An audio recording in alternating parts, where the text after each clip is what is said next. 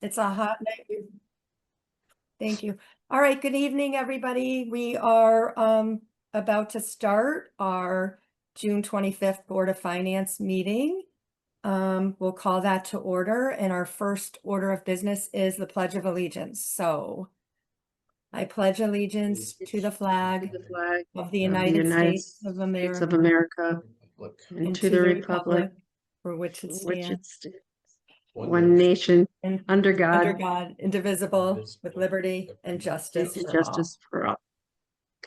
Okay.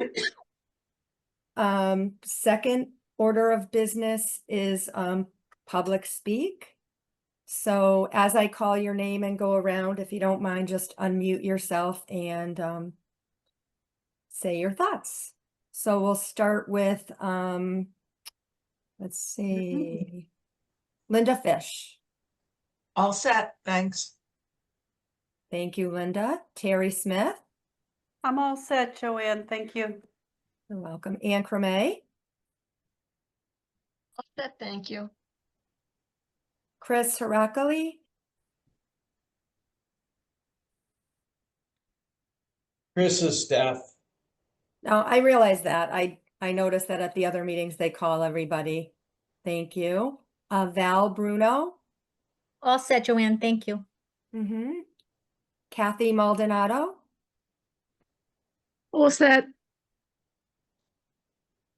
Thank you very much. We'll move on to number 3 on our agenda, which is changes or additions to our agenda this evening. Does anyone from the board have any changes or additions they'd like to do? I can't hear you, Liz. I don't have anything, sorry. Yeah, I'm kind of on the fence myself. I'm the one that added a couple items to this agenda because I think it's important that something that was discussed at a Board of Selectmen meeting and referenced a Board of Finance action, that we talk about it as a board, you know, because it was our action that was talked about or you know, discussed at that meeting. I think it's important that our board also weigh in on that. But I also think, and I know we have our auditor here. Thank you, Michael, for joining us from Mahoney Sable and Company, I think it's called. So we're lucky to have him tonight. So we're probably going to bring up a couple things during that discussion of the audit too. But I definitely wanted to put it on our agenda because I think it's important that we discuss it as a board. Noticing that Bill and Mark aren't here, it might be better to have all of us talk about it. You agree, Liz? So, I mean, I may, Yeah. you all think so? I mean, I think we can't have these discussions with half of us, you know, or Right. not half, but even missing 2 key members or 2 members of the board, whether it was, you know, go ahead, Kim. I'd like to make sure that we do discuss it tonight. Oh, you want to? I'm happy to. I'm the one that put it on the agenda. We can discuss it, but I'd like to further discuss it some more too. I just, it's non-productive if we as a group don't talk about things together. And I feel like when we hear it from second parties, it's not always the complete picture, but all right, then we'll keep it on the agenda and maybe bring it up again next month. So that's all I have. Any other changes or deletions tonight? Okay. With that being said, we'll move on to number 4 of our agenda, which is our, I retitled it because I think it's important. It was brought to my attention as audit review, but I think it's good for our minutes and notes to always have the year we're going to be discussing on there. So it's our, you know, fiscal year 2024 Town of Andover audit review with Mahoney Sable and Company. And I'll turn the meeting over to Michael, who can present to us. I wish Cheryl was here tonight. I appreciate that Chris is sitting in her stead, but I think it's important to have our treasurer at these also in case any of us have direct questions, but here we are. So Eric, I don't know if Michael needs his presentation put up or whatever, but all set for you, Michael. Thank you. Mike, you should be able to share your presentation directly. All right, I will share now.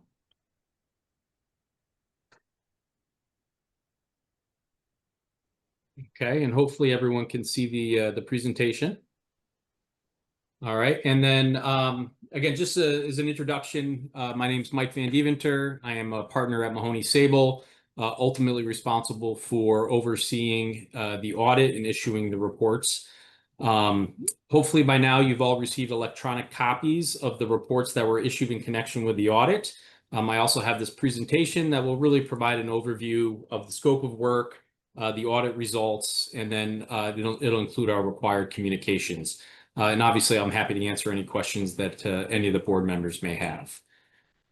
So with that, turning to slide 2, as far as the scope of work, really no changes from prior years. So we did do an audit of the town's financial statements.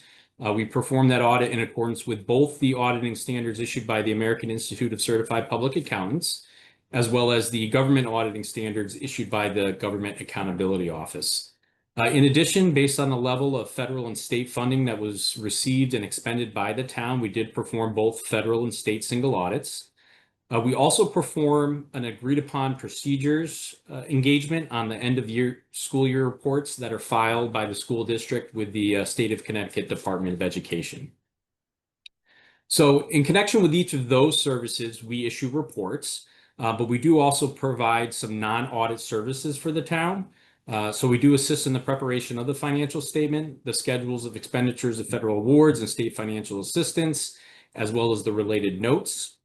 We also assist in converting the town's governmental fund financial statements to the government-wide financial statements. In order for the firm to be independent and be able to perform these services, management is required to oversee and ultimately accept responsibilities for them.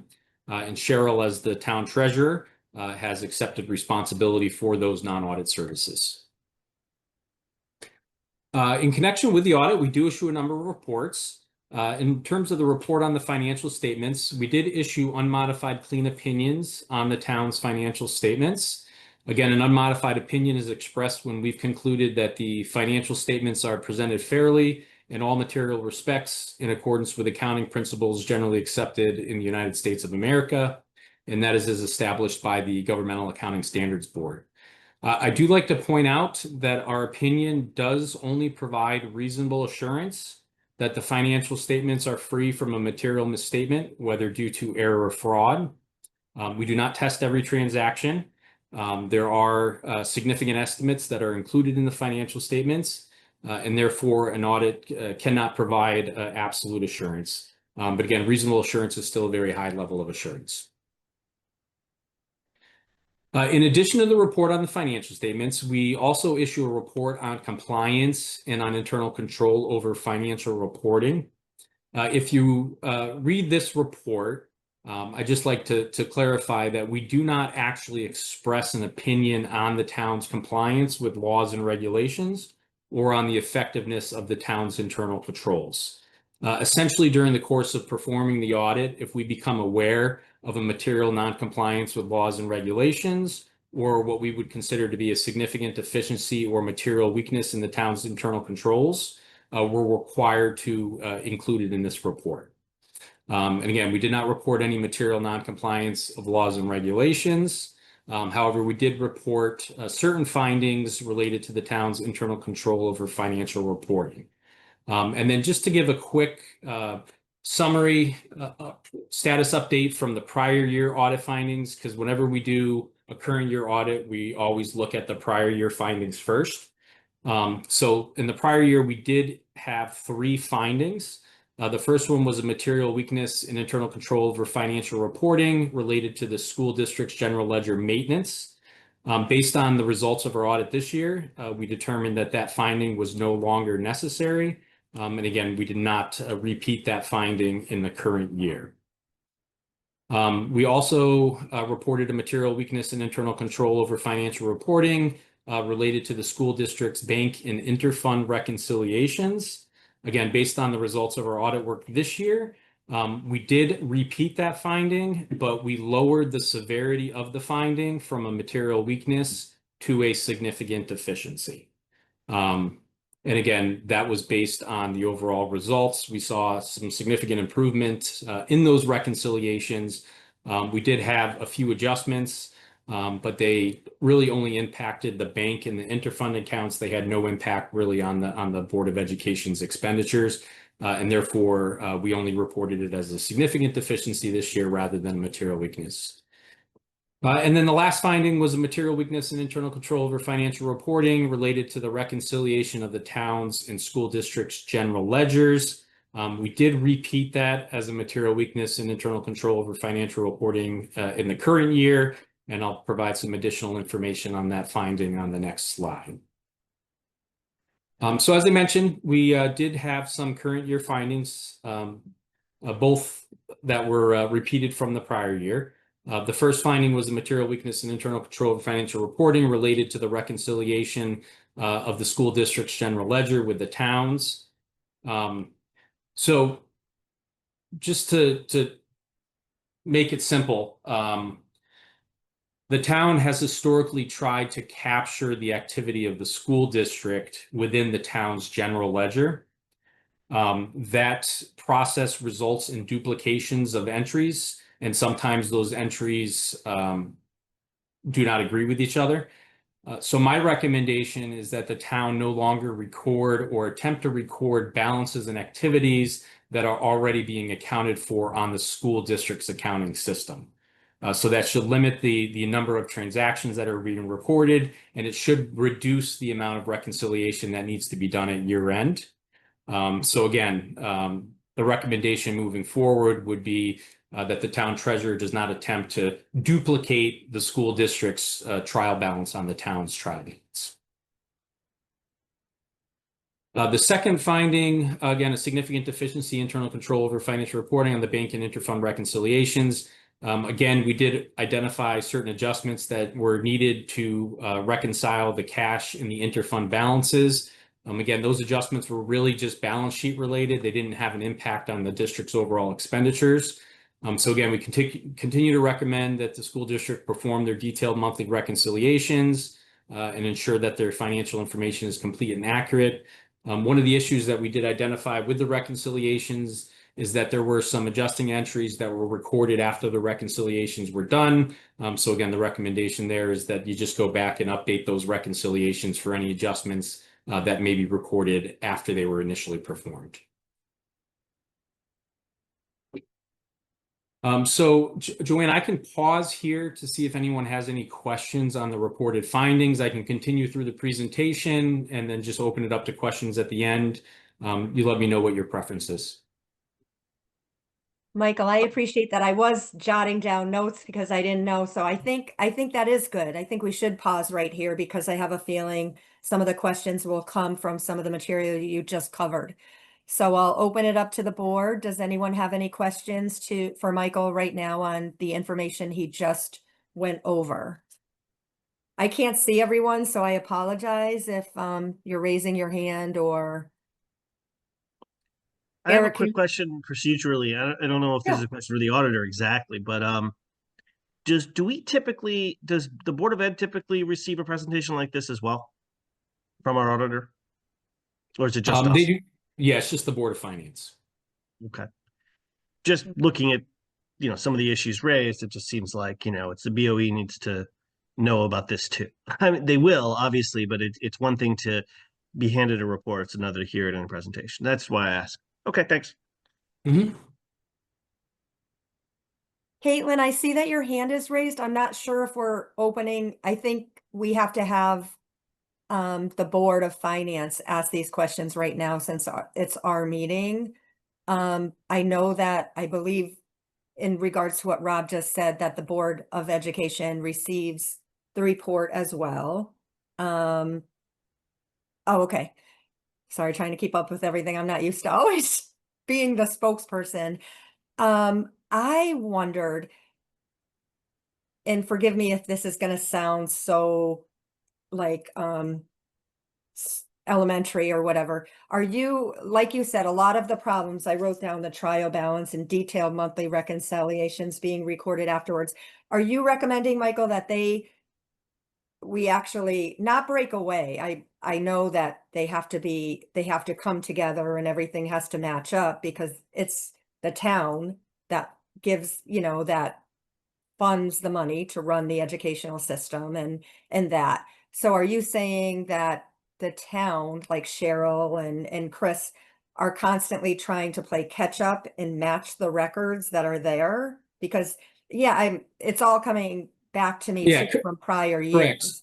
So in my mind, the town would account for any activities related to the school district that impacts the town's accounts. So when the town is funding appropriations, or if they receive funding for the Board of Education, obviously those will have some kind of impact on the school district side as well. So those things need to be reconciled.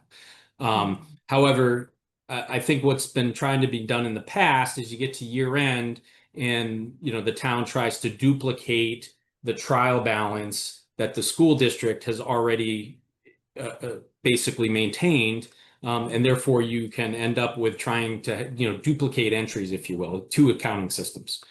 So I think the reconciliation can be done, and then, again, I think it's important that the Board of Ed continue to provide the monthly financial information to the town, to provide the trial balances to the town.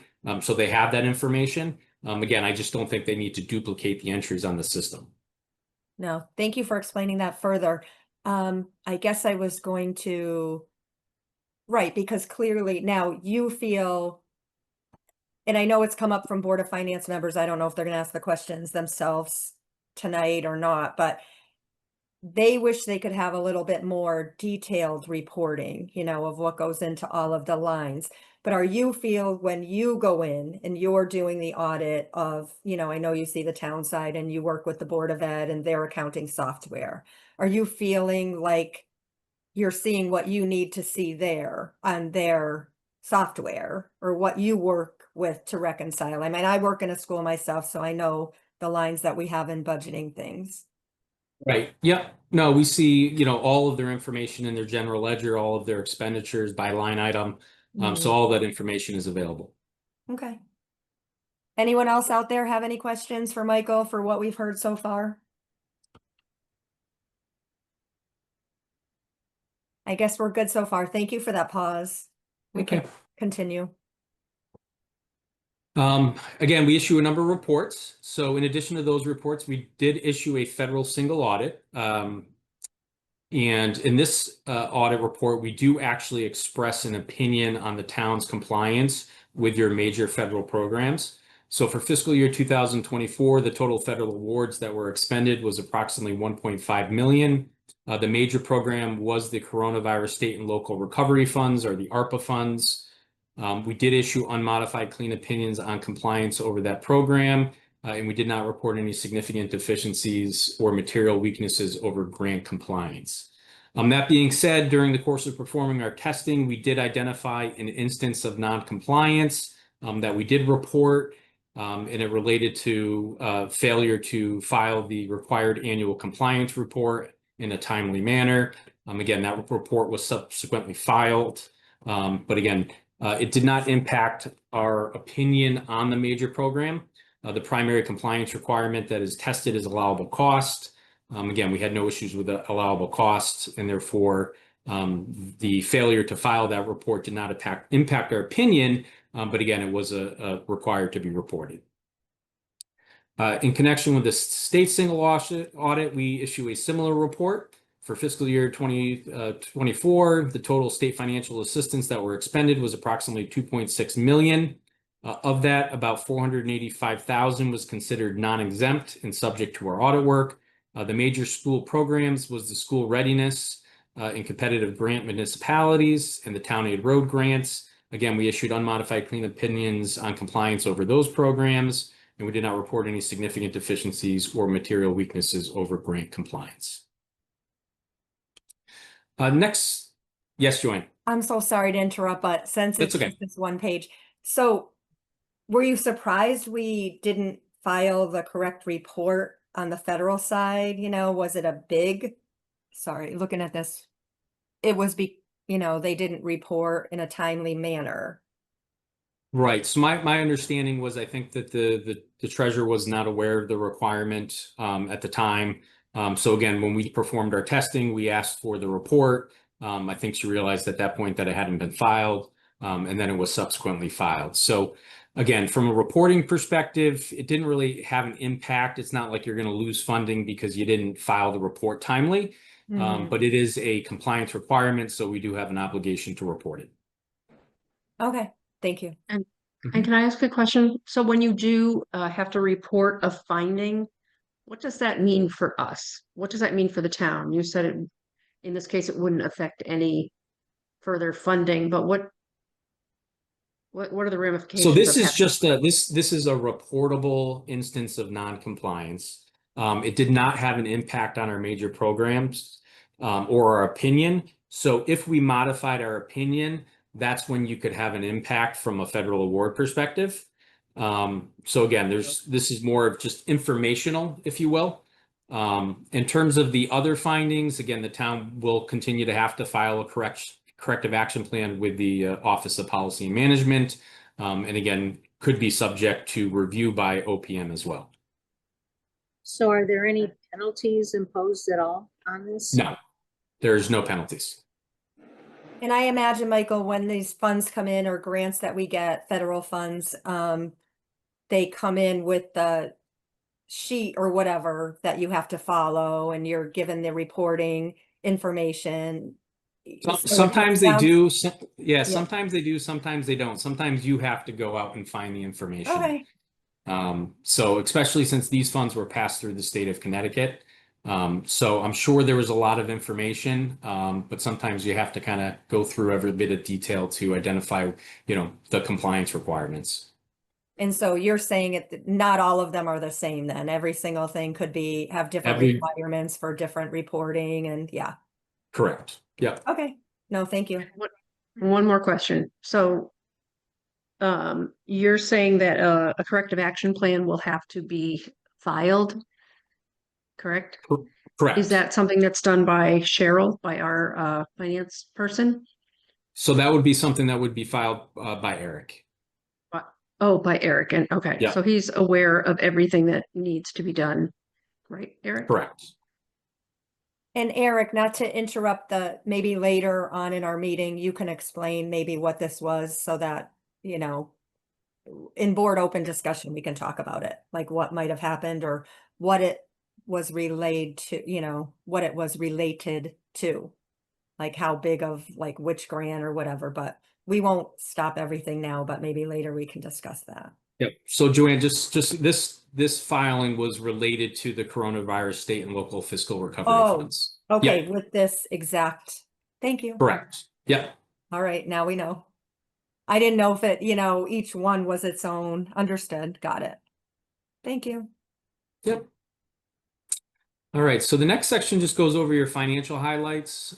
This slide goes over your general fund. Again, your original and final budgets did provide for the utilization of fund balance in the amount of $35,000 to balance revenues and expenditures.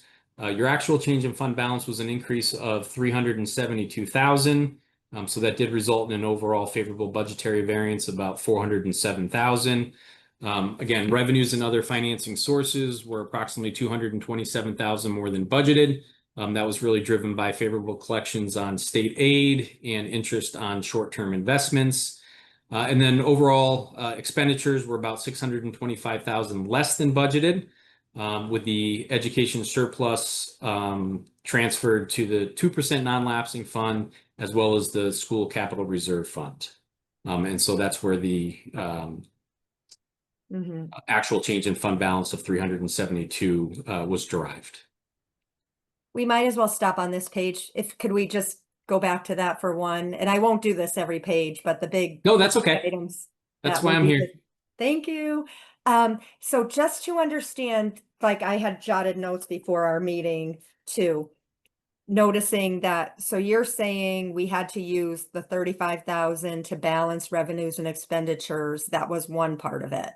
And then I'm assuming 35, when you add this up, there's the yep. 35 with the 407. So we really had a favorable budgetary surplus of 407,617, but Correct. we needed 35,000 of that to balance other places.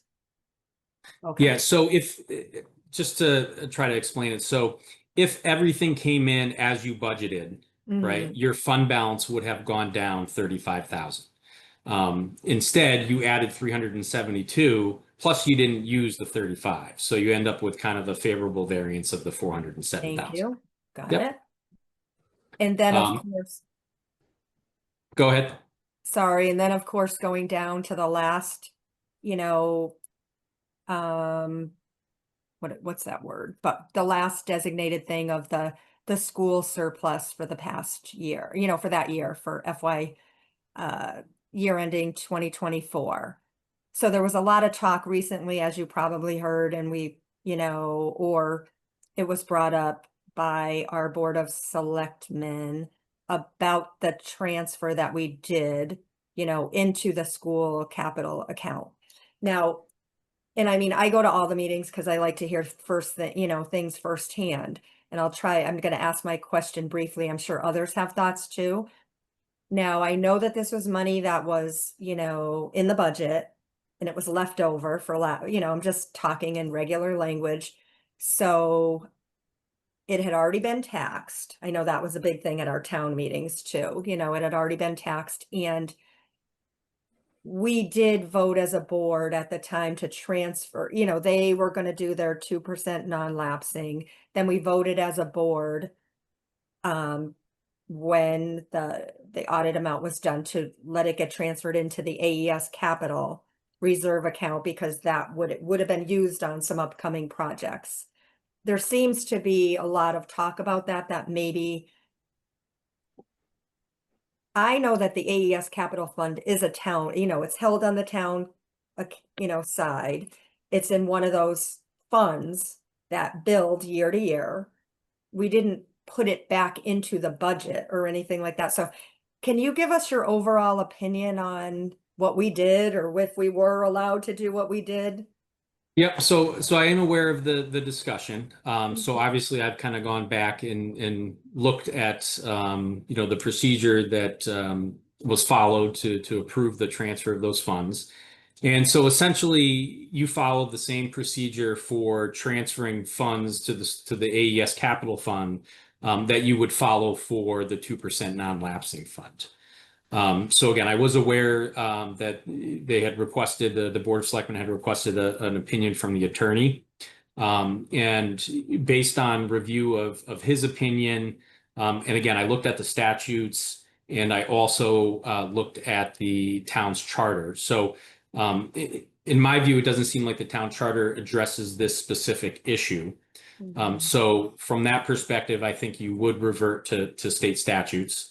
And although state statute doesn't specifically address this fund, I think you could gain information from other sections of the statute. So for example, there's a statute for capital and non-recurring funds for municipalities.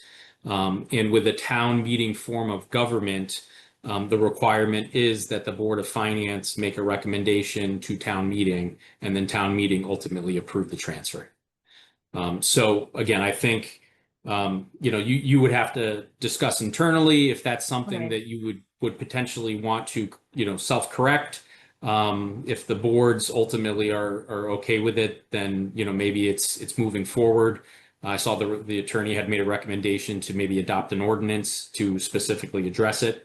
But again, I think, the issue probably relates to the fact that this is a newer fund.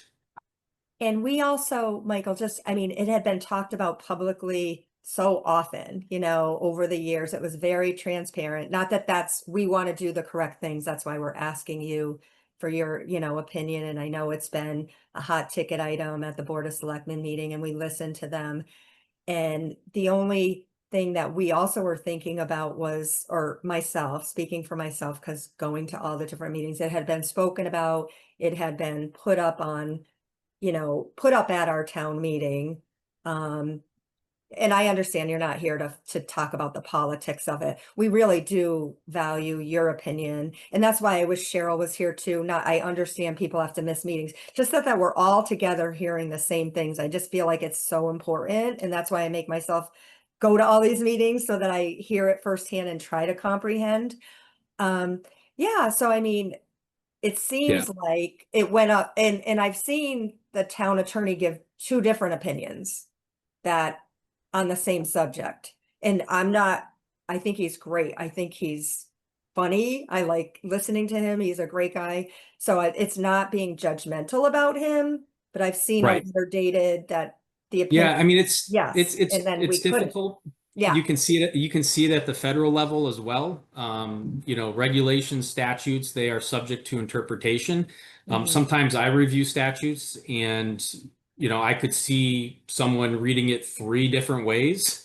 Mhm. So again, I would typically recommend that you defer to your town attorney, because ultimately he would be the one that would, you know, defend you in any potential lawsuit. Yeah, we But certainly don't want to get to that thing, you know. Right. It wasn't done for those intentions or whatever, so we are trying to get to the bottom of it. No, thank you for, I have a question. go ahead. I know the Board of Selectmen did stated that they feel that it was done incorrectly, the transfer. And are you obligated as the auditor to correct that if the Board of Selectmen states that it was done incorrectly?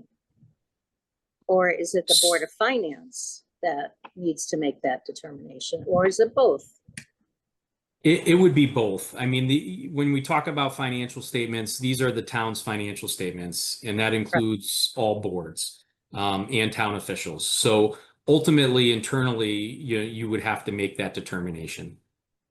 And then we would come to you to do what needs to be done. Correct. Okay.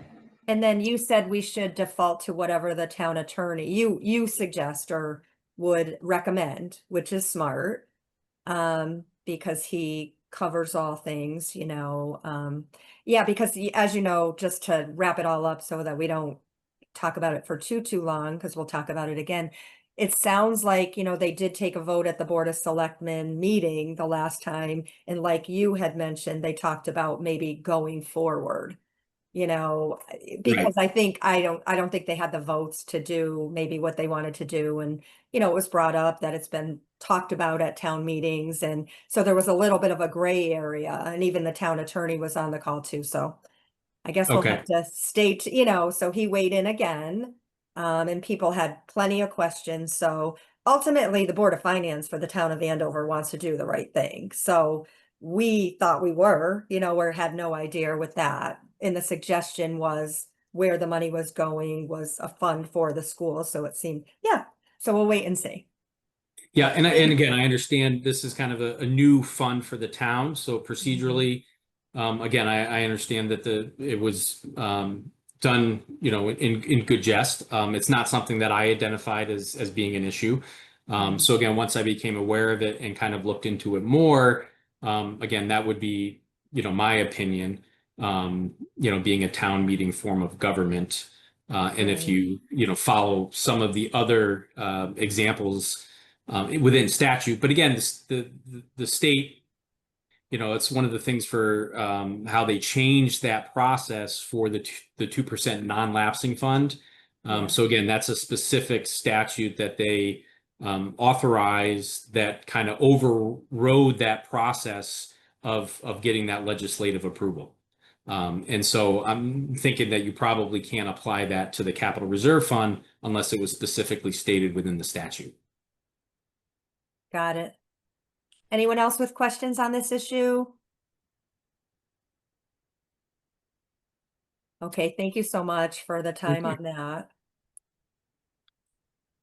So the next slide goes over your governmental fund financial highlights. So overall, the town reported combined ending fund balances of about 5.1 million. That was an increase of about 1.1 million from the prior year. Again, about 1.8 million was in your general fund. So that was an overall increase of about 372,000. 180,000 of that had been assigned for use in your fiscal year 2025 budget. That left a remaining unassigned fund balance of about 1.6 million.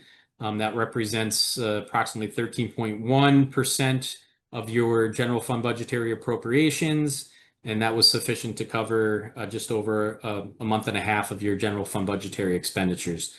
So again, the recommendation from the GFOA is that municipalities maintain a reserve of approximately 2 months. So you are below that threshold. However, you do need to kind of factor in some of your capital related reserves as well, because those could always be repurposed if needed in an emergency or those sorts of situations. So the town was reporting an ending combined fund balance in the capital reserve funds of about 1.7 million. That was an increase of about 655,000 from the prior year, and that's primarily driven from budgetary transfers to fund your various reserves. So again, those amounts are committed for capital purposes. The town was reporting 3 deficits in fund balances. So there's a small deficit in the transfer station shed repair. There's a $64,000 deficit in the equipment reserve fund, and there was a $13,000 deficit in the building maintenance reserve fund. Again, based on my discussions with Eric, it was just a timing issue, and the transfers were being made in fiscal year 2025 to cover some of those deficits. And then all of the other funds of the town totaled approximately 1.5 million, which was an increase of about 101,000 from the prior year. And again, all of those amounts are either restricted or committed for various purposes. And again, there are detailed schedules within the financial statements that show the activity for all of the town's individual funds. This last section just goes over our required communications. The first item here talks about our responsibility under the auditing standards. Again, although we assist in the preparation of the financial statements, they are the responsibility of the town. It's our responsibility to perform our procedures and express our opinions on those financial statements. In terms of the plan, scope, and timing the audit, again, no changes in the overall scope of work. There were multiple extensions that were requested from OPM. Those delays really resulted from delay in the commencement of the audit. So again, we're scheduled to perform the audit after the 12/31 filing deadline. And then there were some additional delays in obtaining the required disclosure reports for the town's other post-employment benefits liability. So ultimately that extended the audit out probably another month and a half. In terms of significant audit findings, again, there were no new accounting standards that were implemented that had a significant effect on the financial statements. The financial statements do include some significant estimates and judgments. Those consist of estimated useful lives that are assigned to capital assets, and then discount rates that are utilized to determine your net pension and OPEB liabilities. Again, we did review those estimates. We did deem them to be reasonable and consistent with what other municipalities are utilizing. I'm happy to report that we had no significant difficulties encountered in dealing with management. We had no uncorrected misstatements, so any adjustments that were identified were proposed and reflected in the financial statements. We had no disagreements with management. We did obtain a management representation letter. Again, there were no unusual representations that were requested by us. And again, if during the course of performing the audit, we were unable to substantiate a transaction that we had selected for testing, and we were relying on a representation from management, we would disclose that to you as the board. And again, we're not aware of any management consultations with any other independent accountants. If there were consultations, we would have to have a discussion with those accountants, and we would have to make that communication to the board as well. So with that concludes the audit presentation and really covers the results of the audit and the reports that were issued. I know we had talked about questions as we went along, but again, happy to answer questions at any point in time. I have one more. Mhm. Can you go back 2 slides? 2 slides about the delays. Mm. Do you have any recommendations, or can you clarify more where the delays, like if there was a bottleneck, where it was, and what can we do to Yeah, so prevent that? again, yep. So right now the town, we do schedule the audit to be performed on extension just from a capacity perspective. And just so the board is aware, I think over 50% of the municipalities in Connecticut file on extension. So there's not enough governmental auditors that have the experience to do the audits. There's really only probably 4 or 5 firms that do the audits. And as a result, there's just not the capacity to get everybody filed by the 12/31 deadline. So initially, those extensions were as a result of the audit being scheduled on extension. And again, OPM does not penalize a municipality for filing on extension until after the following fiscal year. So again, if you didn't get your audit issued by June 30th, 2025, then that might be an issue for OPM. And that would typically be a result of not the auditor, but probably issues within the audit itself. But again, we had some additional delays due to the disclosure report from the actuary for the other post-employment benefit liability. The information, I guess, maybe wasn't provided to the actuary in a timely manner. As a result, it took them longer to get the disclosure report back. So that's something I've already discussed with Eric for future years. So again, I don't think that should be an issue going forward. Thank you. Thank you, Michael, for that. I guess I had a follow-up question for Liz, just that I know that we are aware as a board that, you know, there aren't enough of the governmental auditors to go around. And so we're on your schedule at a certain point. And then it's been great to see that each year it's gotten done a little bit quicker. I understand that, you know, just the capacity of everything that has to be done. So it's nice to hear too. I think I'm withholding tonight, understanding that there's no penalties until after a full fiscal year behind. So we're glad that we're on your schedule and that it's getting, hopefully, you know, year after year that Cheryl's been involved with you, and then it seems to be getting smoother. The one thing that you did have, I think it involved estimates. Can we just go back real quick to that? I think it might be, do you feel like, are you saying in our budget, there's a lot of, okay, estimates, discount rates? Yep. So I should clarify. So the significant estimates and judgments are really on the full accrual basis of accounting. So that's your government-wide financial statements. Okay. So that does not impact your budgets. That's some additional information that external users may use, such as like bond rating companies or OPM, to evaluate some of your liabilities, your long-term liabilities. But those don't have a direct impact on your fund financial statements or on your budget. Okay, thanks. I didn't know if it involved us estimating too many. Got it. We have members of, so I want to ask our Board of Finance a question. I have no problem with, it looks like Caitlin, she's the Board of Ed board chair, would like to ask the auditor a question. I have no problem with that. I mean, they're taking time out of their night to come join this meeting. So is anybody opposed to any questions being asked since Michael's here? I think it's great that they're taking an interest in, you know, coming. So obviously they have an interest. Sorry, Caitlin. But go ahead, Caitlin. Go ahead, unmute yourself and ask your question for the auditor. Okay, thank you. Again, I'm sorry. So I have a couple of questions also.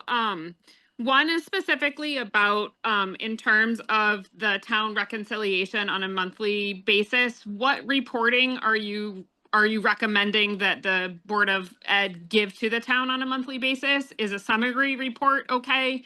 Do you want bank statements? Like, can you be specific on what we should be sending on a monthly basis?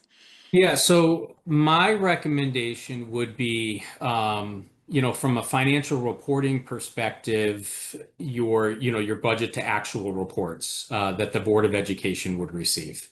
So again, I know those are made available via the Board of Education minutes, but I think, you know, those can certainly be passed along to the town as well. I also think it's probably appropriate for the town business manager to provide the bank reconciliations and the trial balance on a monthly basis to the town treasurer. Again, it's kind of that oversight function, if you will. You know, so that's that's the information that I would recommend gets provided. Okay, so just to summarize that, you're saying like our budgetary reports that those are already sent, and then also bank account statements as well on a monthly basis? Is that what you're Yeah, asking? to the town treasurer, correct? Yeah. Yeah, but I think for the Board of Finance, again, I think just the budget to actual reports would be sufficient. Okay. Thank you. And then my other question is really in regards to this whole thing about the capital fund for the school that was created. What happens with money at the end of our school year that we end up wanting to transfer or to possibly go into that capital account? To some degree, if we have money left over because we were able to pay for things with grants, it would greatly affect our budget for the future year if we have a giant capital project pending and we don't have enough money for it. Like we would have to put that in our next school year budget because we don't have a separate capital budget. So I guess I know Joanne and everyone's saying like we have to wait to see what we're going to end up doing, but I just hope, and I guess I'm asking for your opinion on what we should be doing regarding that, because there's more ramifications about what happens to that money and how it affects a future budget because we don't have a separate capital budget. Caitlin, I don't mean to intercept. I mean, and Michael can answer that as well. I mean, we're asking his opinion on what's done with the balances and the accounting at the end of the year. Yeah. I think it's going to be town-wide. Again, I spoke publicly that I'm in favor of it because I understand there's a lot of projects that are coming up. And I thought it was great that the money that was left over would be put in an account for that. I mean, I'll let him speak to it, but I don't want to get too far off of what we should do as a town. I don't know, we want to keep the subject tonight for Yes. asking questions about this audit. Yeah. And as you know, because there's been a lot going on, every single town meeting, things come up. So, but I'll step away, but we want to kind of keep it. The Yeah, so future is going to be just the wanna- future. I just want to ask for the future, and I just want to make sure that I'm hearing it correctly. You're recommending obviously to do what the town attorney says, but that Board of Finance would make a recommendation and then it would go to the town meeting to approve a transfer of excess money that is over the 2% in order to go to the capital fund.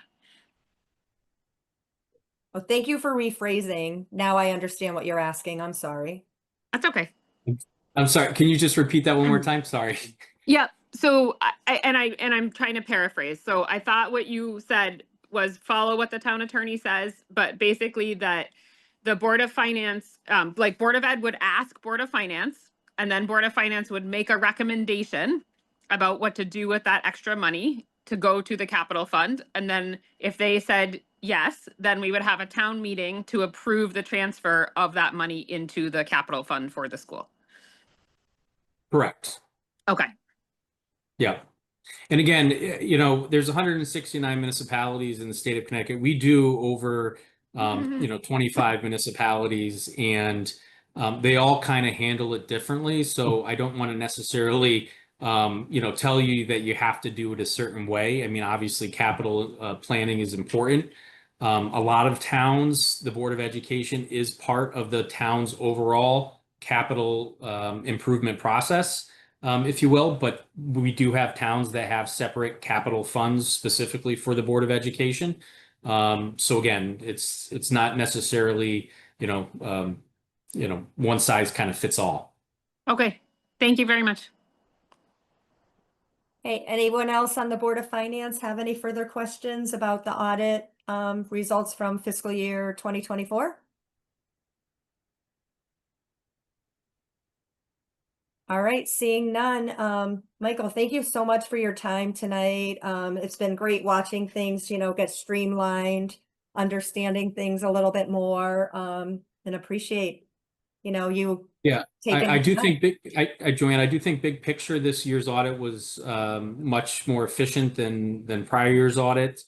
Again, I know we have findings that we've reported, but a lot of those findings were not as significant as the findings that were reported in the prior year. So again, I hope to see, continued improvement. Great. We do too. As do we, yes. Yeah, It's Thank nice you to hear that again. we're improving on multiple fronts. That's good. right. And thanks for educating us too along the way, because we definitely want to do things in the correct way and all of that too. So we appreciate that. Okay. So I All right. think, Well, I think we're all set. all right. Thank you Mike- very much. I appreciate it. Thank you. Mike, thank you for your time. Thanks for your time. Thanks, Eric. Okay, everyone. So we'll move on. Unless anyone, we could discuss things later, but I mean, I think we all had the opportunity to ask the questions we wanted to, and understand it a little better. And I think it's important that we have this every year. I think we skipped a year. I remember going in person a couple years ago when, trying to get an understanding of everything. All right, so moving on to number 5, Eric, that would be your town administrator report. Sure. So I put the report in the packet. We are going to go through some employee transition, both in Public Works and with the senior transportation drivers, on top of the transitions that we're experiencing with the community center. So we're in a period right now of a fair bit of employee turnover. Are there other questions related to my report or things that you want me to go over? No, I saw it. I mean, you know me, I'm always going to ask this question, and I'm sorry that you're losing employees at this time. I mean, I saw your thoughts that are you going to follow just, again, you're the boss, so I'm just asking the question. Are you going to follow the procedure of the union? It sounds like you're not posting for a lead maintainer, or the number 3, the level 3. You want to promote the gentleman that was a 1 to a 2. I mean, I would just ask if you were, even if in theory, I understand it's all going to result in the same thing, but for the town, since it's a job that I do, are you just posting the 2 so the gentleman would bid on the number 2 and that's how he's going to get promoted? No, I'm just promoting him to maintainer too, with the permission of the Board of Selectmen. Does that have to get like permission? I don't know. It just doesn't follow any union ethics that I've ever been a part of. So I just wanted to, since you put it in our packet, I understand that's what's going to happen, but isn't there a procedure? Like, So or did the union? I do have a discussion scheduled with the union attorney on Monday, the AFSCME attorney. But the town has the right to make a determination to promote an individual employer. There's nothing in the contract that says what the conditions are for promoting an employer or an employee in that realm. Part of the issue is Mark will be in charge of the Public Works Department as of Friday. So I cannot have a maintainer 1 in charge of a department that only has maintainer 2s plus him. So he is getting promoted to the same pay grade as the remaining maintainers that will, in a sense, work for him until an interim or a new public works supervisor is hired. So that's part of the rationale for it. He is by far the senior person I have in terms of experience, even though he's only. No, I maintainer 1. understand, from going to all the meetings, he sounds like he's very qualified and, no, I just, from you gave us that in the packet and he is a union employee. So I needed to ask that because it wasn't Yep. language that I'm familiar with. So I feel like as the Board of Finance, we just have to ask that question. Thank you. That's Yep. my only question. The only other kind of things that are big news that will affect things is that the state of Connecticut is pushing the timeline for the Long Hill Bridge replacement up. That will begin next April.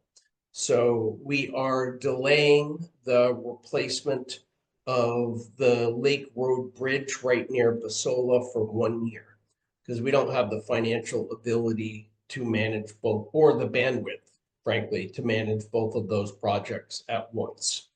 So 2026 will be the Long Hill Bridge replacement. 27 will be the replacement of the Lake Road Bridge. Both of those are scheduled for a one construction season project.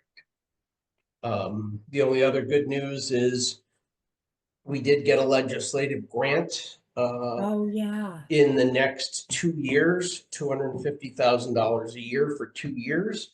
That is there to help pay for the recreational field improvements. So that's quite nice to That's see. That huge. that takes some of the burden off of funding that. We got a series of other smaller grants recently from the Hartford Foundation for Public Giving. So that's about everything I have that's budget related as far as my report goes. Great job on that grant, Eric.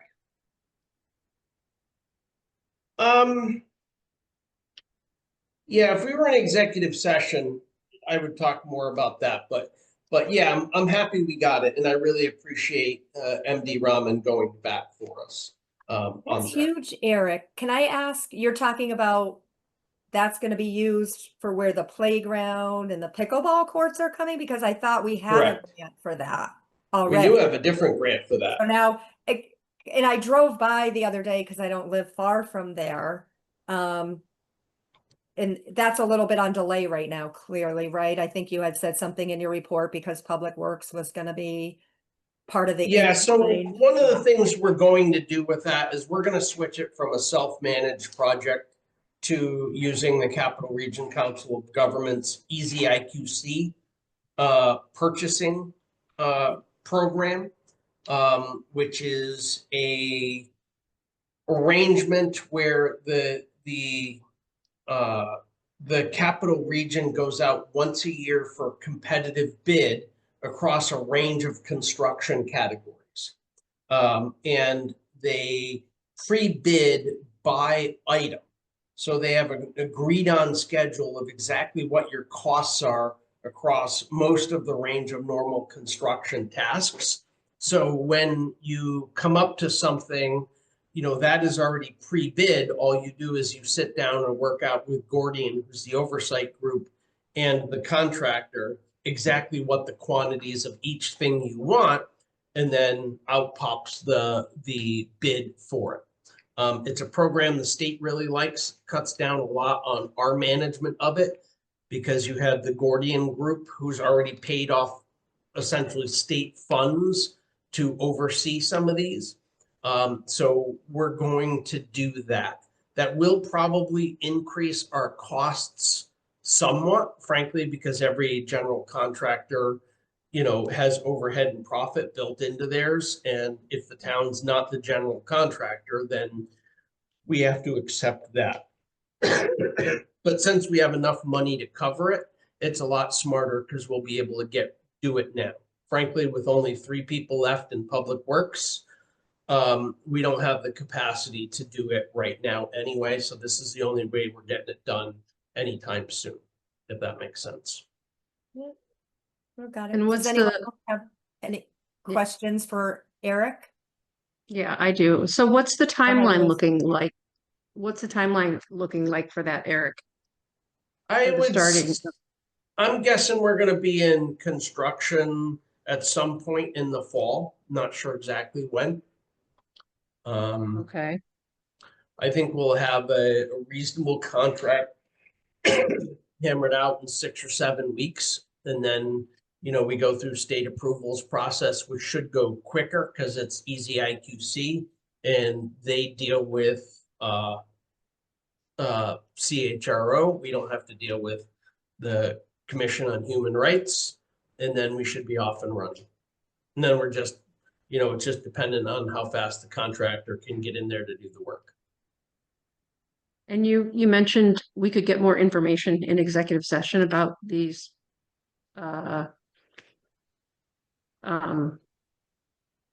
grants. Is that I was something gonna say, worthwhile? if you want to talk about the legislative grant, we do that in executive session. Um, Is anybody else interested in that? I'm kind of interested in that. Well, I mean, I'd like to get through the rest of our agenda and then we could maybe have a sure. quick executive session at the end of the meeting. And because I just think it's important that we Yeah, all agreed. hear the info and we don't have all of our members, but yeah. But I don't Right, know if but we're able to add that, Eric. Is that protocol? We should have added it at the beginning. you can add it, you I mean, can vote to can I go make a into motion? executive session at any time you want. Could So at the end, you just make a motion to go into an executive session. So we'll to wait say till we get review through and then we'll make a existing motion grant at the end. contracts.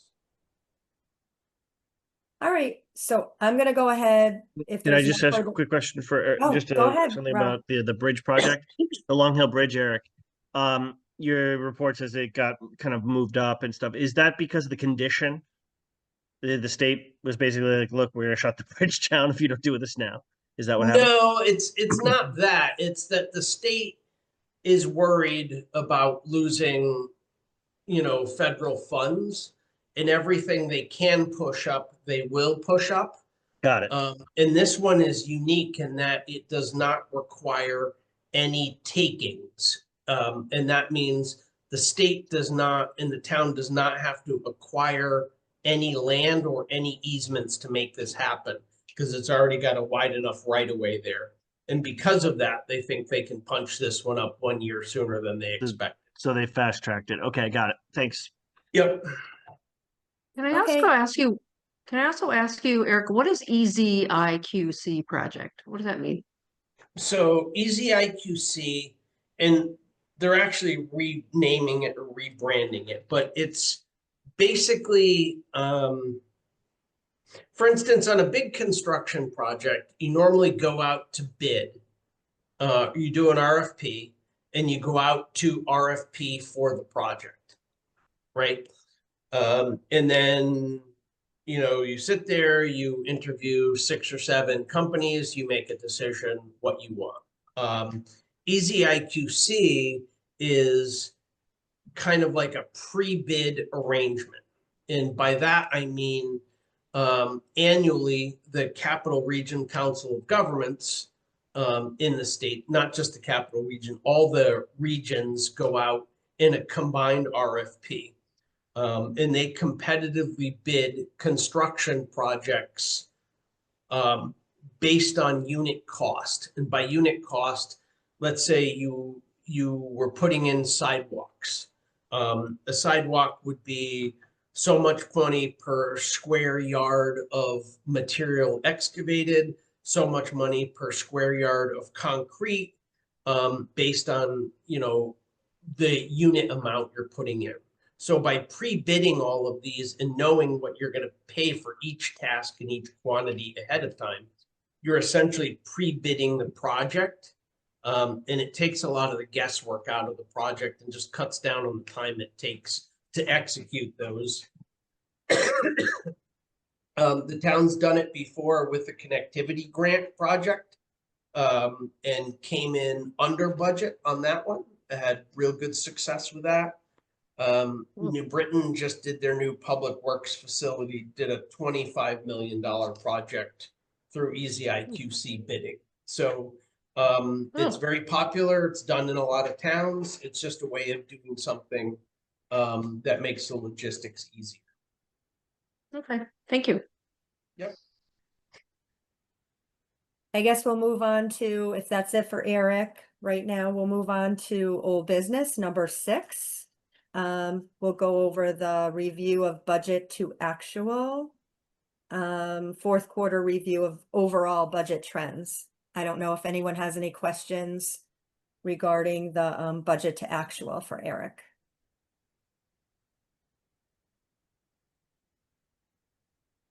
I was focusing on the audit, so I didn't realize, I mean, I did glance at it, but yeah, I don't myself have any questions, but anybody feel free. So if you want a detailed rundown, I had Chris run me the budget to actual as of today. We've probably had the last run of checks we're going to have before the July 1st. It will not include the last payroll.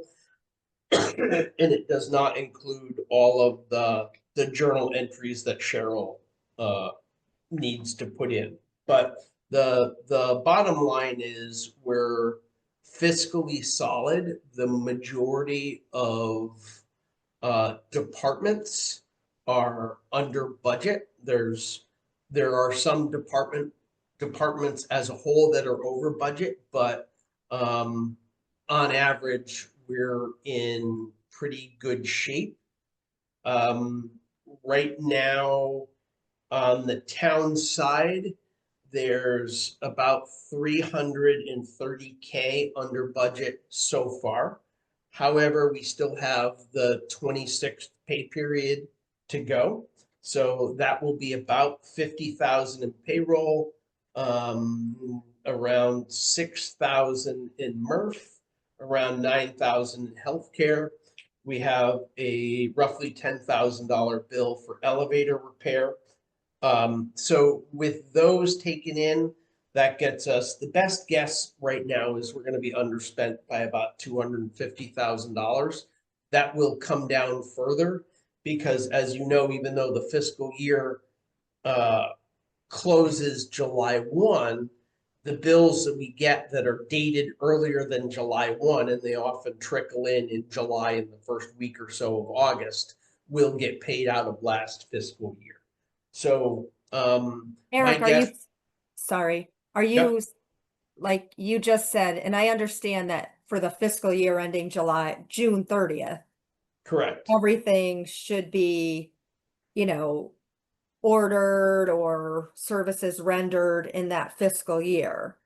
So and you just made a statement saying, obviously, those things, they shouldn't have a July 1st date on their invoice, right? Or A they'll date have- before July 1, June 30th or earlier. Right. Okay, so you're just saying you're expecting invoices for services and goods that were ordered to come in. And then, of course, right, we understand that the books won't totally be closed because you have to make all those adjustments and pay all those bills and whatever. Correct. Okay, Correct. And we- on yeah. the revenue side, we're in pretty good shape right now.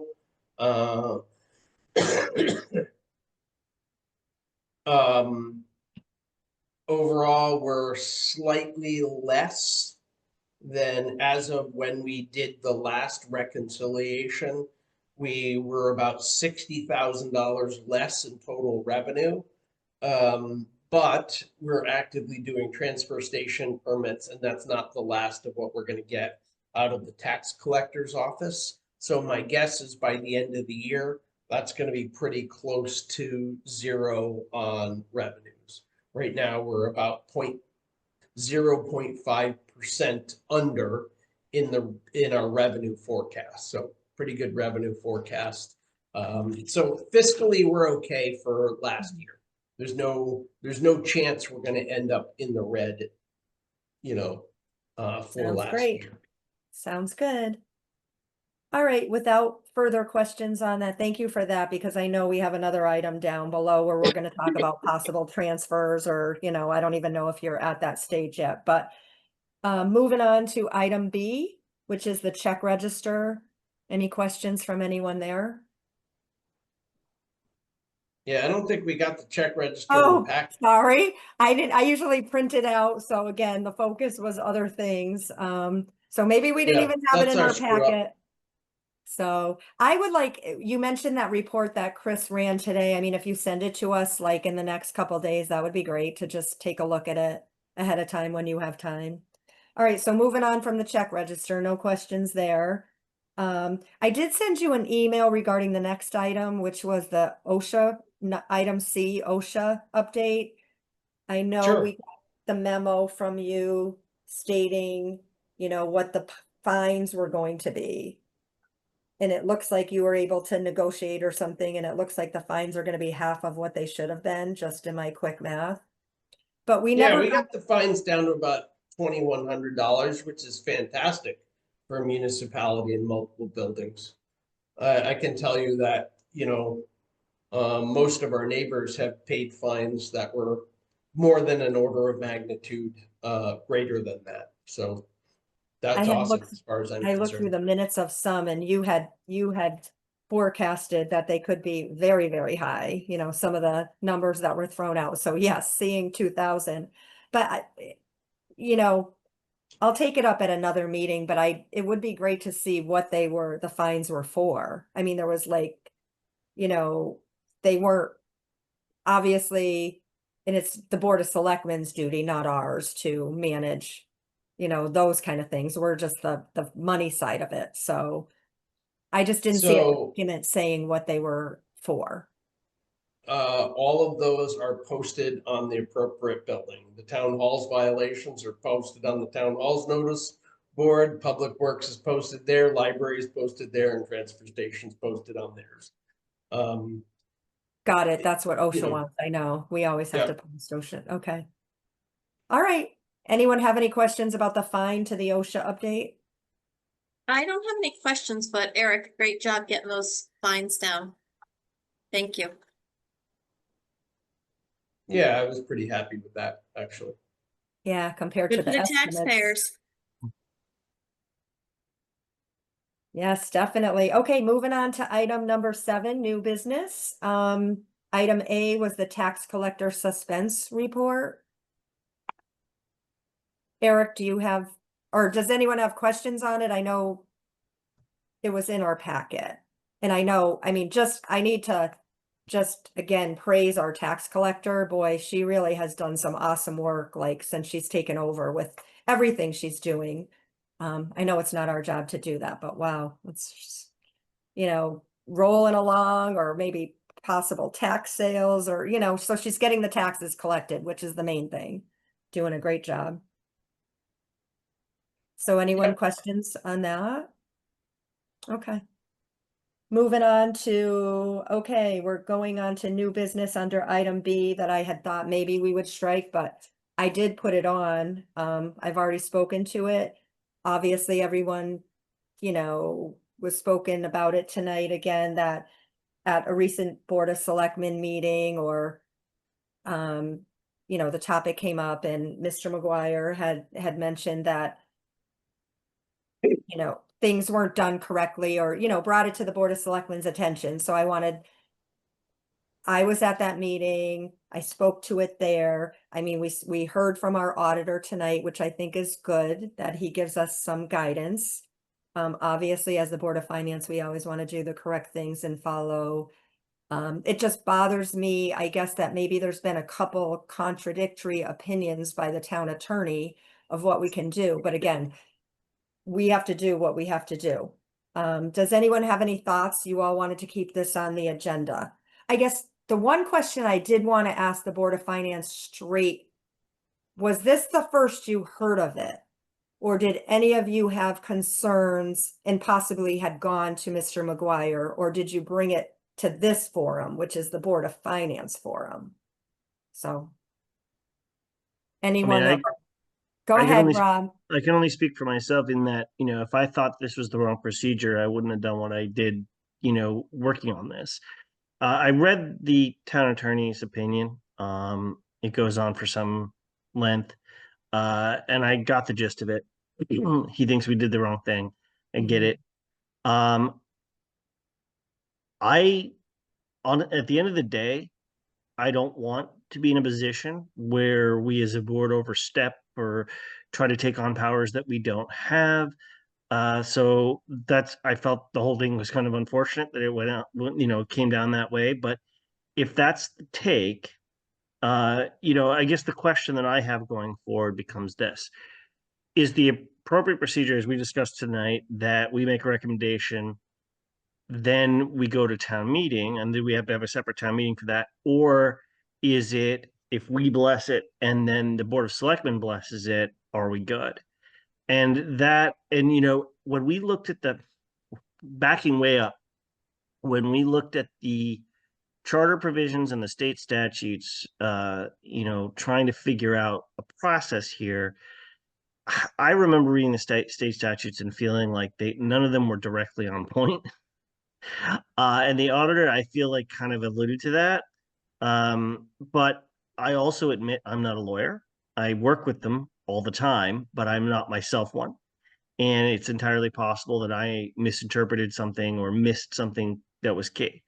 So my gut reaction is, okay, if this isn't the process, then we revise, and that's fine by me. But it was a good faith effort. That's all. And I did not, personally raise objections because I thought it was the right thing. So I thought we were doing okay. So that's from my perspective. That's all I've got. I totally agree with Rob. Same thing. We thought we were doing what we were supposed to be doing. But when it got to a point where there was an indication that it might have been done incorrectly, I want to do the right thing as well. So if we have to go to town meeting for it, we'll have to do that. Yeah. Yeah, I don't know where it stands or who makes that call or whatever. We all want to do the right thing. And I mean, it was simply, money that was going to be put in a fund to do work that's going to have to be done and paid by the taxpayers anyways, eventually. So, what I got out of tonight, Liz, and then I'll let you speak. What I got out of tonight was someone clearly brought it to his attention, and he's the auditor. And that's good. I mean, we all want the things to go right. Like Rob said, and all I said, and I spoke up in every meeting, was just that this was so darn transparent because there were so many meetings, like Rob, you and Shannon were talking about it. We were trying to go to the Board of Selectmen and have it approved, and then they didn't want any part of it. I mean, there's been multiple meetings, but again, none of that really matters now. We all know that it was all in good faith. The auditor said he thought it was, trying to do a good thing or, the right thing or, yeah. So again, everybody else say what I don't know where this stands. I don't think they had a resolution at the other meeting. They had a vote with what they were going to do. So Liz, do you So want to add anything? Yeah, so my take on this is it is unfortunate that there was so much talk about this throughout the year and that nobody suggested that maybe there's a step that we're missing. But my take on the way that it makes sense to me and that it needs to be handled is these are tax dollars the taxpayers have already, or these are dollars that the taxpayers have already paid. So to me, it makes sense. It's our job to fund the various accounts that need to get funded over the course of the year. So obviously these things need to be taken care of at the school. So this is no different than taking care of whatever the trucks and whatever that need to be funded for the town. So if that money goes back to the general fund, which would be the legal way to do it, we as the Board of Finance then properly make a decision how much, some, all, partial, how much of that money do we fund going forward for that capital fund? Because obviously we have to budget for it. And I think that's what the part that was missed is that it's our job to budget for it. And I think maybe that's the part that was missed. And since that money, somebody stood up in the town budget meeting and even said that, I've already paid money on those taxes, or I already paid taxes on that money, which made sense to me. And I'm probably not saying this right, but the point is, regardless of what happens with the money, it's our job to see that these capital projects get funded, just like any other capital building in the town. So we have to plan that during budget season anyways. Does that make sense? I appreciate that comment. That meant a lot to me too. The woman that spoke up said that the money had already been taxed. And so that kind of changes my mind about using the fund balance every year to reduce people's taxes in general. We landed on, that was a very good point she made. But I also thought, I don't think we were having her get re-taxed by putting it in the AES capital fund because that's one of those standalone funds. I'm not supporting nor denying it. It made me feel good that she wouldn't get re-taxed. I mean, people were trying to say, oh, they're putting it back in the budget. What bothers me is I think I'm going to have a whole new perspective on things of how much of the fund balance I want to use to decrease people's taxes, because it is true, this money that was a surplus has been taxed already on the taxpayers. We should use as much of that as possible to reduce future taxes for the people. Correct. So Correct. not even having I- anything to do with our general, I'm with you, Liz, because like we stopped at 190, and listen, I was throwing all kinds of ideas out there. We put the 150 to reduce, and then we added the 40 that should have been in the year before. So we reduced by 190 this year. So in my mind, I think I'm pro use as much as we can in the future, just because of that woman's statement. It meant a Yeah. lot to me. Yep. That's all. Yeah, I me too. don't. Kim, you wanted this to be on the agenda to moving forward to discuss. Did you want to say something? No, I was just curious why it was back on the agenda, but it sounds like it's been covered. I appreciate all the comments. Thank you. Yeah. And Eric, do you know where we stand? I mean, that's all we can go. I mean, I wanted to have I just think we needed to have a discussion about it. I'm sure it'll be ongoing. Maybe it will affect how we budget in the future, with things that are added. I don't know. But where do you feel like this stands right now, Eric? I thought at the Board of Selectmen meeting, it didn't pass to go to town meeting. I don't know. They did not have enough of a support they did not vote to send it to town meeting. So at this point, I mean, unless the Board of Finance recommended that it goes to town meeting, it's kind of dead for what's happened so far. That doesn't mean, and from my perspective, our governing documents, our charter, there's a lot of things in there that I think are vague. I'm not sure I agree with the town's attorney's opinion on that, but I respect that he's the town attorney and I'm just the administrator. And if he says water is green, then his legal opinion is that water is green and I abide by it.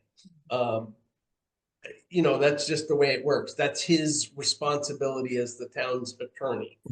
So what I would suggest is that what you focus on is what to do going forward and come up with the policies and procedures, to make this clear. And if that takes a town ordinance and going to a public meeting to establish an ordinance on how to do this, then do so. Because I will tell you that I'm still confused after doing this for 6 years about what is the exact procedure for getting a capital project through from soup to nuts. Do I go through CIP and then go to Board of Finance because the Board of Selectmen has to say on money that's already budgeted? Or do I go CIP, Board of Selectmen, Board of Finance? There doesn't seem to be any real logic to, and I've done it both ways in the past.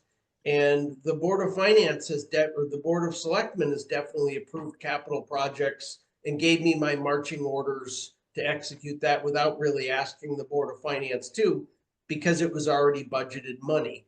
So I think we got a lot of procedural work to figure out how to do it. I would be much happier to have a clean roadmap of how this is done. We have a spending policy, and that's good, but it doesn't really explain what the process is to get to that spending. Sounds if good. that Eric, makes- Rob, did you want to add something? Yeah, I mean, again, I would just say that, on the one hand, I would never advise us to ignore the advice of legal counsel. That's the whole point of having it.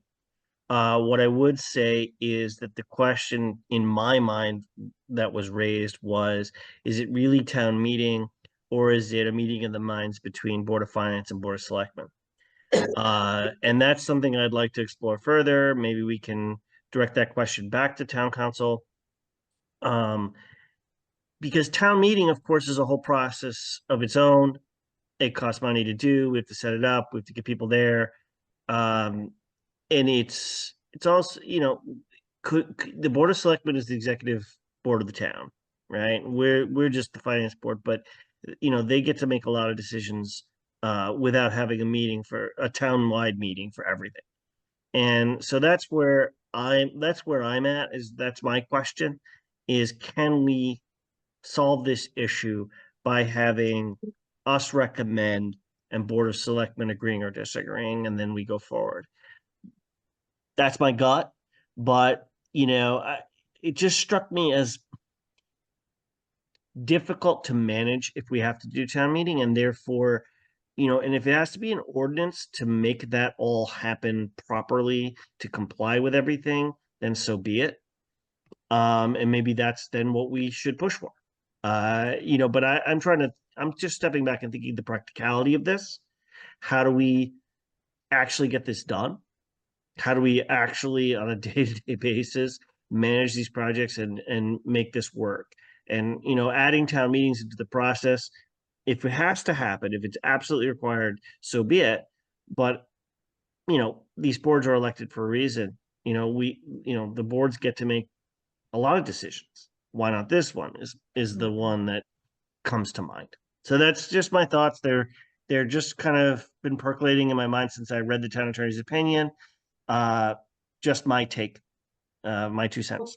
We appreciate it because you spent the most time with Shannon trying to come up with procedures and everything, but maybe even if we had some kind of signed agreement, it wasn't gonna hold up anyways, you know, based on we need to have an ordinance. So You know, I'm gonna yeah. summarize it. I think we're gonna, you know, delay this to discuss next month again, unless someone comes to us before that.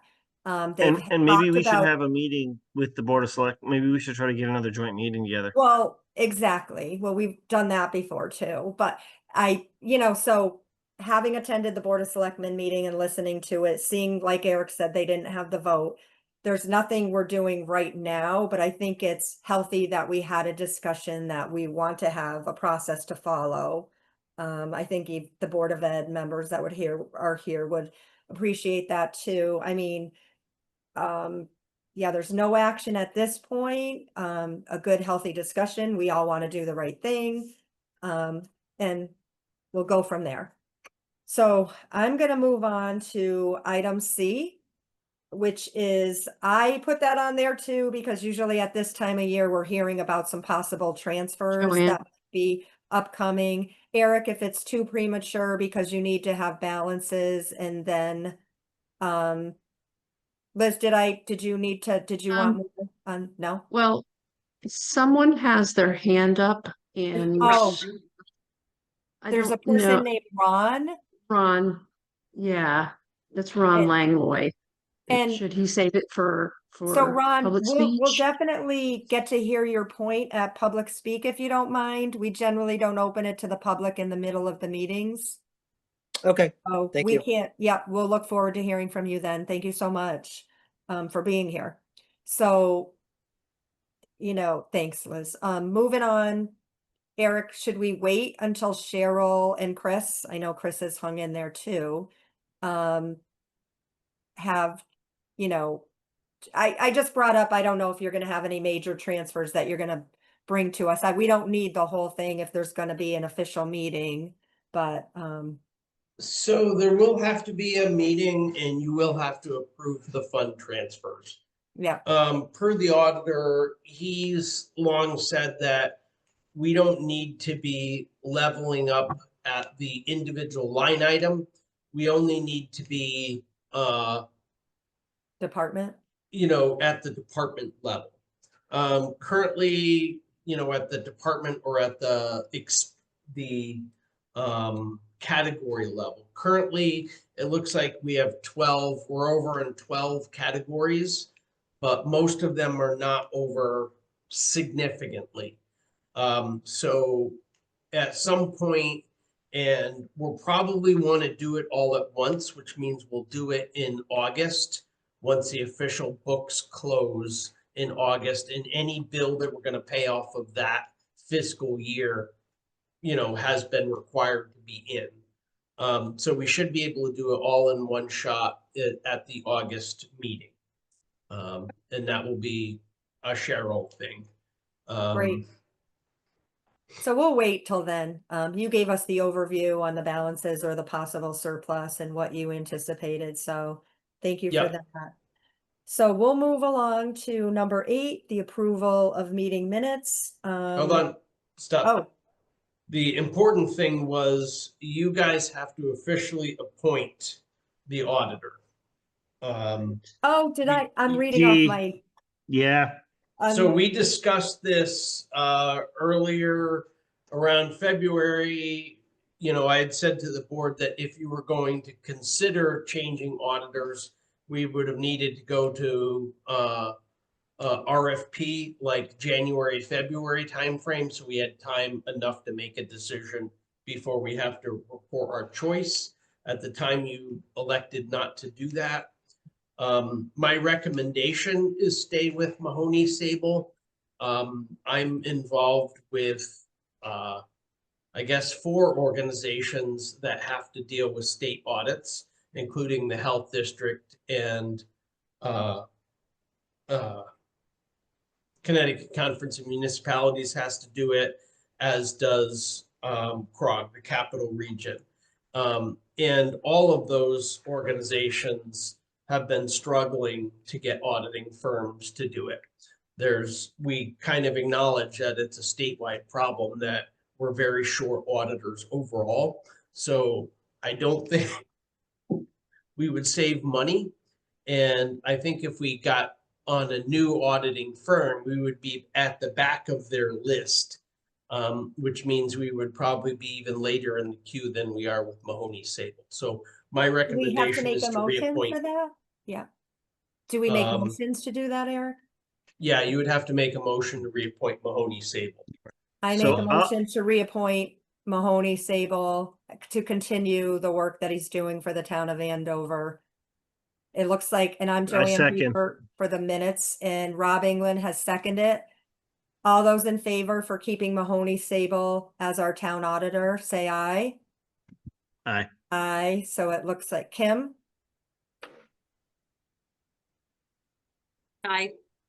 okay, so it looks like the motion passes 5-0.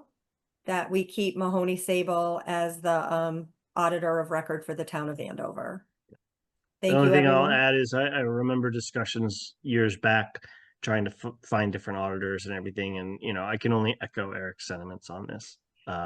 They know us, they've been working with us. It kind of sucks to be locked into one contractor for any particular project, but the alternatives are not better. And we're a small town. I just remember him saying, like with Liz's question, having the history of, we're such a small town, of course they do their big customers first, they have to get to them and then they plot us in. Especially It's if there's pretty- not enough of them to go around. It's pretty hard to get, boutique service when you're a town of our size and, Yeah. and there's already a crunch. So it is what Yeah. it is. Kind of you roll with it. I think so that passed. So we're all set with that, Eric? I can move on? Yep. Okay, so moving on to number 8, or approval of the meeting minutes. Does anyone want to make a motion to accept the minutes from the January 22nd, 2025 regular meeting? I'll make the motion to accept those. Louise Goodwin makes the motion. Do I have a second of the motion? I'll second it. Liz Lokich has seconded the motion. All in favor of the minutes being approved as written, say aye. Aye. Aye. Kim, you're an aye? I haven't had time to read them, so I'll abstain for now. Thank you. Okay, so the motion will pass with a 4-0, 1 abstaining. Kim Person has abstained on that. Moving on, I'm gonna say, I guess I can't go out of order. When we come to D, I don't think we're gonna go forward with D. But, anyone want to make a motion for the March 26th meeting minutes for approval? Yeah, I didn't have a chance to read that one. Does anyone have a problem with just pushing these Collectively? back? Yeah, why don't we push the rest of them back? In May 7th, it was just an important meeting and there was a lot of like, references to people who said different things. So I just wanted to take time to just read it. So why don't, if anyone doesn't object, I'd like to move these back, Eric, just one more month.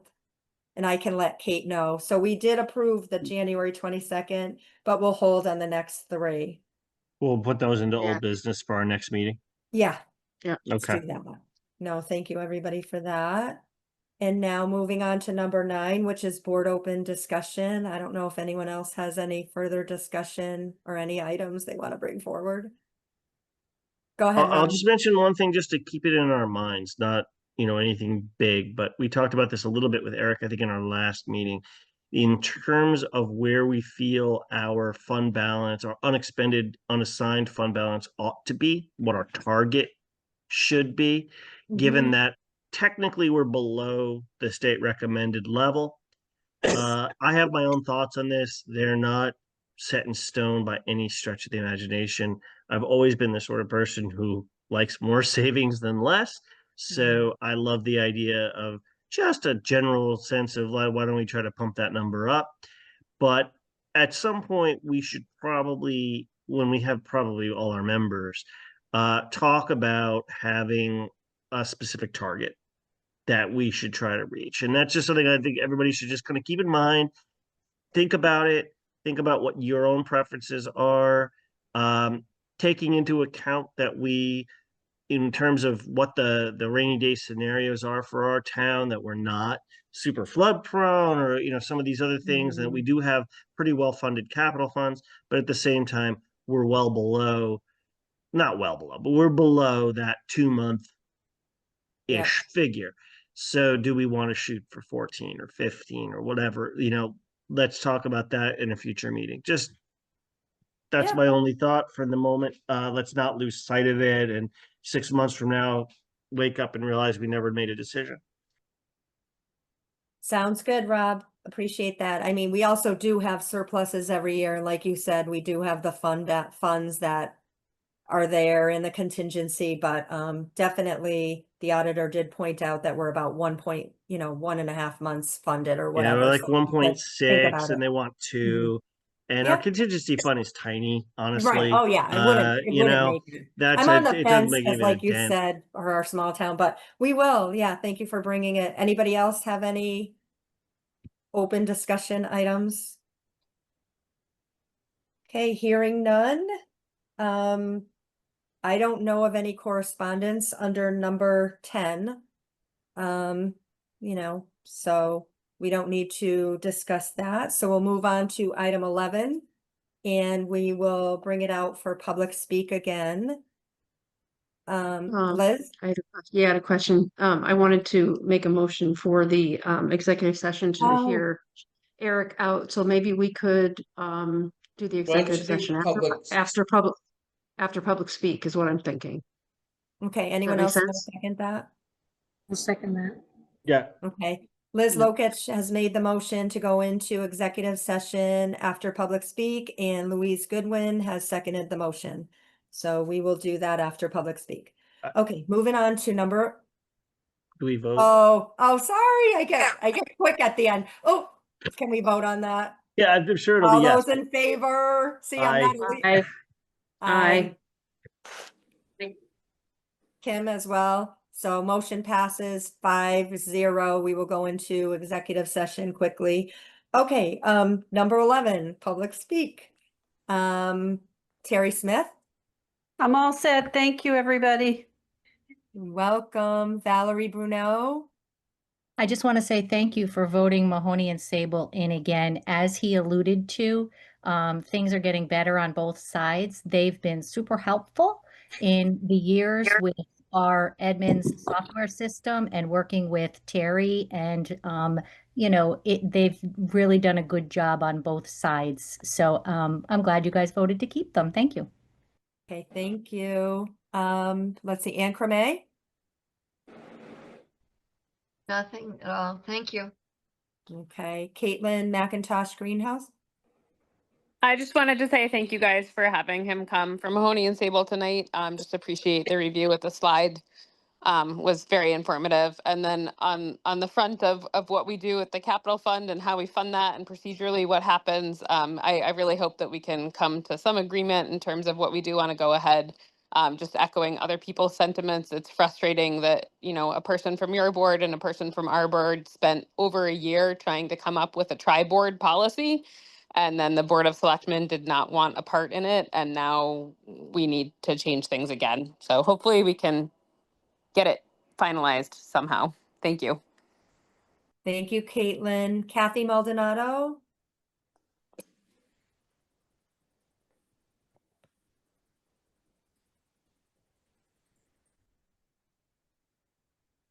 Kathy, I'll come back to you one more time. I'm not sure if you're still with us there. Ron, go ahead. Are you ready? Yes, thank you for having me speak. I was just listening to a few things.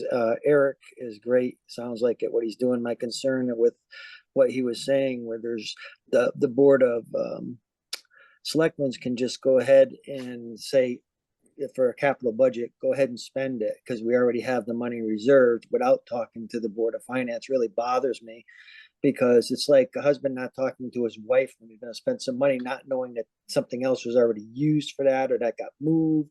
I think the communication should be better between those two when something's going to be spent, and just talking back and forth. It doesn't have to be a town meeting because the town appointed you guys to handle the finances, which is great. You guys do a fantastic job. I actually look at trying to maybe apply for that Board of Finance when it comes up. But I was just saying is the communication there, I think, should be a little bit better. And like Rob said, we don't have to have a town meeting all the time for stuff like that, but at least communication between when money's going to get spent. The Board of Finance should be the people that knowing where it's going to be coming out of and what it's spent, even though it was saved for that purpose. That's all. Thank you. Can I Thank you, Ron. address something real quick, if that's okay, Joanne? Yeah, go ahead. I just wanted to say, Ron, just so you know, the capital projects all go through the Capital Improvement Committee, and the Capital Improvement Committee includes representatives from all the boards. And I am the Board of Finance rep on that. So typically what happens is somebody, there's a capital project that needs doing. It's brought before CIP. We ask our questions, what have you, and then we either bless it or don't. And then at that point, my job as liaison is to bring that to the attention of the Board of Finance. So on the one hand, the Board of Selectmen can still make their own decisions and do their own thing. But on the other hand, I generally feel that we do a decent job of not having it be some sort of surprise expenditure from a capital account just because the money is there. We generally know what's coming down the pike. And Eric is usually very informative in our meetings, telling us what's going on and what's happening, and what needs to be done. So on the one hand, yes, the Board of Selectmen can haul off and do whatever, but on the other hand, we are not in the dark or anything. The process does work to keep us generally informed as to what's going on, and that's what the purpose of the CIP. That's what it's there for, basically.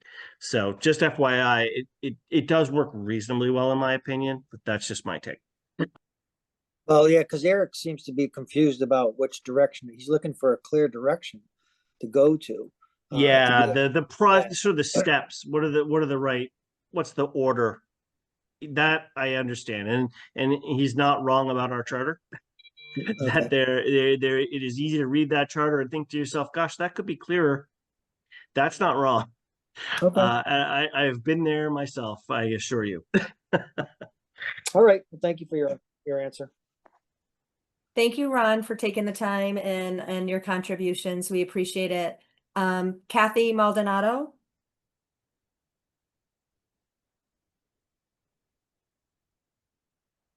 All right, I think I'm. Yeah. Oh, go ahead, Kathy. No, I'm all good. Okay, thank you. Thank you for attending. Thank you to everybody that took the time to come tonight. We always appreciate it.